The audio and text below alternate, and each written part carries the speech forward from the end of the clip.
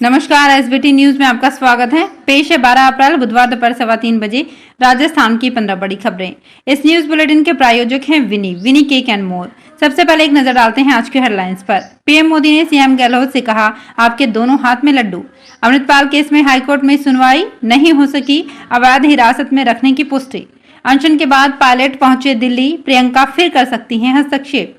PM बोले, गरीबों की जमीन छीन रेलवे में नौकरी का झांसा दिया। और राइट टू हेल्थ विधेयक को राज्यपाल ने दी मंजूरी। और अब खबरें विस्तार से। राजस्थान को पहली वंदे भारत ट्रेन की सौगात मिल गई है। अजमेर से दिल्ली वाया जयपुर चलने वाली इस हाई स्पीड ट्रेन को प्रधानमंत्री नरेंद्र मोदी ने हरी झंडी दिखाई। इस मौके पर प्रधानमंत्री नरेंद्र मोदी ने मुख्यमंत्री अशोक गहलोत की तारीफ की, साथ ही इशारों में सचिन पायलट प्रकरण का जिक्र भी कर दिया।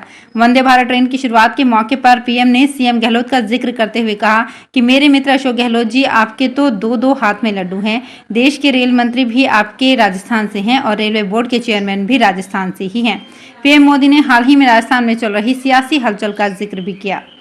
अमृतपाल सिंह मामले में आज पंजाब एवं हरियाणा हाईकोर्ट में सुनवाई हुई। अमृतपाल के वकील ईमान सिंह खारा हाईकोर्ट में हैबियस कॉर्पस के तहत ऐसा कोई सबूत पेश नहीं कर सके जिससे अमृतपाल के अवैध पुलिस हिरासत में होने की पुष्टि हो सके।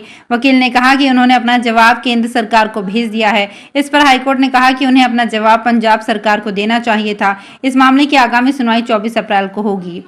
राजस्थान में भाजपा सरकार के समय हुए करप्शन पर कार्यवाही नहीं होने के मुद्दे पर अनशन के बाद सचिन पायलट देर रात दिल्ली पहुंच गए हैं। अनशन के बाद पायलट के दिल्ली दौरे को लेकर सियासी हलकों में कई तरह की चर्चाएं हैं। दिल्ली जाने के बाद पायलट के नेताओं से गुप्त मुलाकातों की भी चर्चाएं हैं। पायलट के अगले सियासी स्टैंड को लेकर भी अभी पूरी तरह तस्वीर साफ नहीं है। चुनावी साल में पायलट मुद्दे पर राजस्थान कांग्रेस में खींचतान फिर तेज हो गई है। कांग्रेस सूत्रों के मुताबिक सचिन पायलट प्रकरण में प्रियंका गांधी के फिर हस्तक्षेप करने के आसार हैं। लैंड फॉर जॉब स्कैम को लेकर प्रधानमंत्री नरेंद्र मोदी ने लालू का बिना नाम लिए कहा कि गरीबों से जमीन लेकर रेलवे में नौकरी का झांसा दिया गया। प्रधानमंत्री ने कहा कि राजनीतिक स्वार्थ में ऐसी ट्रेनों की घोषणा की जो कभी चली ही नहीं। रेलवे की सुरक्षा, सफाई सब कुछ नजरअंदाज कर दिया गया था। सीबीआई ने जॉब फॉर लैंड घोटाले में लालू के साथ ही उनकी पत्नी राबड़ी और बेटी मीसा भारती को भी आरोपी बनाया है। राइट टू हेल्थ विधेयक को राज्यपाल कलराज मिश्र ने मंजूरी दे दी है। राजस्थान ये बिल लाने वाला देश का पहला राज्य बन गया है। इस विधेयक का विरोध निजी अस्पताल के चिकित्सकों ने किया। करीब 18 दिन तक चले आंदोलन के बाद सरकार व चिकित्सकों के बीच बातचीत हुई थी। सरकार और चिकित्सकों की चर्चा में सहमति बनने के बाद आज राज्यपाल कलराज मिश्र ने बिल को मंजूरी दे दी। अब राइट टू हेल्थ बिल के नियम बनेंगे। इसके बाद ये प्रदेश में लागू हो जाएगा। मनरेगा घोटाला और मनी लॉन्ड्रिंग केस में आरोपी झारखंड की निलंबित आईएएस अधिकारी पूजा सिंघल ने बुधवार को रांची स्थित ईडी के विशेष कोर्ट में सरेंडर कर दिया। दरअसल पूजा सिंघल को सुप्रीम कोर्ट से मिली अंतरिम जमानत की अवधि खत्म हो चुकी है। पूजा को 2 माह की अंतरिम जमानत मिली थी। जमानत याचिका में पूजा ने कहा था कि उनकी बीमार बेटी को उनकी देखभाल की जरूरत है। निलंबित आईएएस ने अस्थायी जमानत के लिए भी सुप्रीम कोर्ट में याचिका दायर की है। उस पर गुरुवार को सुनवाई होगी। वहीं मुख्यमंत्री हेमंत सोरेन ने एसीबी को भी पूजा सिंघल के खिलाफ मनरेगा घोटाला की जांच की मंजूरी दी है। हेट स्पीच मामले में राहुल गांधी आज पटना कोर्ट में पेशी के लिए नहीं पहुंचे। उनके वकील ने कोर्ट से अगले तारीख मांगी है। सुशील मोदी की वकील प्रिया गुप्ता ने कहा कि कोर्ट ने उन्हें सशरीर बुलाया था। ये कोर्ट की अवमानना है। हम राहुल गांधी के खिलाफ गैर जमानती वारंट जारी करने की मांग करेंगे ताकि वो अगली तारीख पर कोर्ट में पेश हों। कांग्रेस के वरिष्ठ नेता राहुल गांधी की बुधवार को पटना की एमएलए एमपी कोर्ट में पेश होना था। ऐसे ही एक मामले में सूरत कोर्ट ने उन्हें दोषी करार देते हुए 2 साल की सजा सुनाई। इसके बाद उनकी सांसदी चली गई थी। अजमेर जिले के जालिया द्वितीय गांव स्थित राशन डीलर की ओर से 209.81 क्विंटल गेहूं तथा 473.55 किलोग्राम चीनी का गबन करने का मामला सामने आया है। रसद प्रवर्तन निरीक्षक ने इस संबंध में विजयनगर थाने में मामला दर्ज कराया है।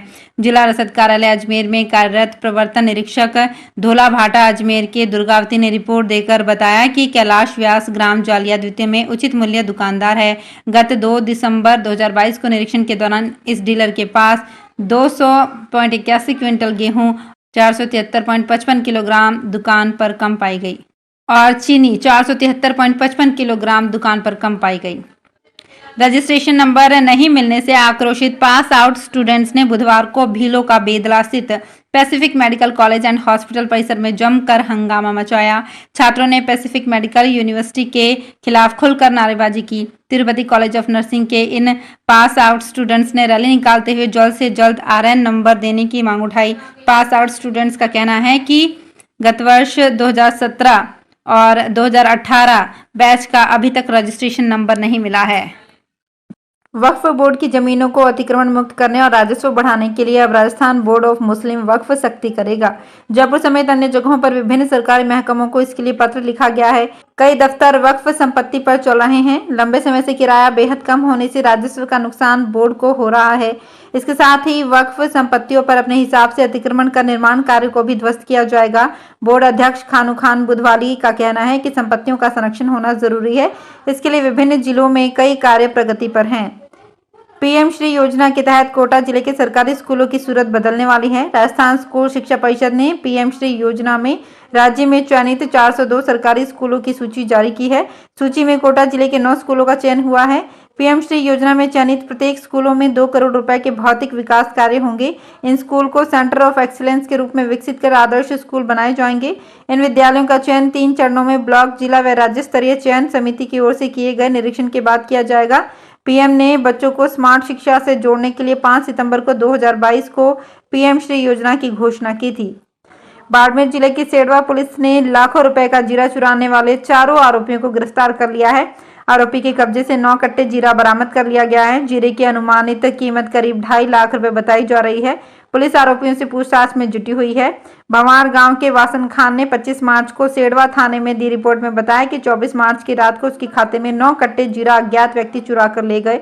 सेडवा थानाधिकारी हंसाराम के नेतृत्व में गिरधारी लाल हेड कांस्टेबल और टीम ने चोरों का सुराग लगाकर उन्हें पकड़ लिया। भीलवाड़ा नगर परिषद उदयपुर और अजमेर के जलाशयों की तर्ज पर गांधी सागर के सौंदर्यीकरण की मंशा से करोड़ों रुपए खर्च करता रहा है, लेकिन अपेक्षित नतीजे नहीं मिल रहे हैं। परिषद ने गांधी सागर में गंदगी जाने से रोकने के लिए 8 करोड़ रुपए खर्च किए, लेकिन ना तो तालाब में गंदे पानी के नाले आने से रुके और ना ही शौच मुक्त हुआ। 5 करोड़ खर्च करने की तैयारी कर रही है।